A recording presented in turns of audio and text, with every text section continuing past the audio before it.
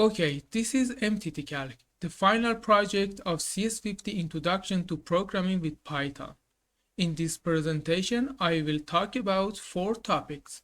What is MTT Assay, what is MTTCalc, MTTCalc input format, and finally, MTTCalc outputs. So, what is MTT Assay? The MTT assay is used to measure cell viability by scientists.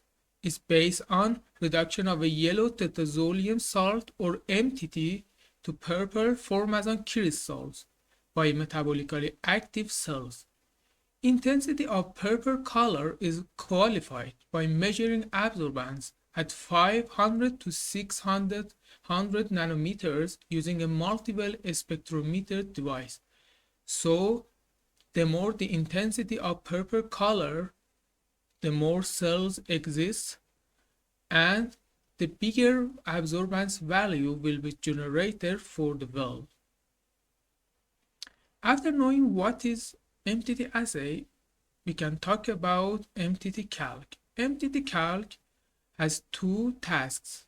First, calculating viabilities using absorbances data from multiple spectrometer, and after that, plotting box plot and bar chart of viabilities, and finally analyzing it and saving the results to the output.dat file.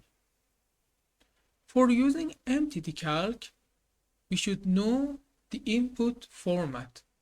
Input must be a CSV file containing absorbances of each group. For every treatment group, a blank group must be provided in the next column. The first row must be the name of the treatment groups and their blanks. The other rows are repeats of each group. After processing the input, MTTCalc maximally generates 4 output files: a CSV file containing calculated viabilities, box plot and or bar chart of the calculated viabilities, and the out.dat file that saves the results of some statistical tests. Thank you for your attention. My name is Mortaza Ahmadzadeh, and this was CS50 Introduction to Programming with Python.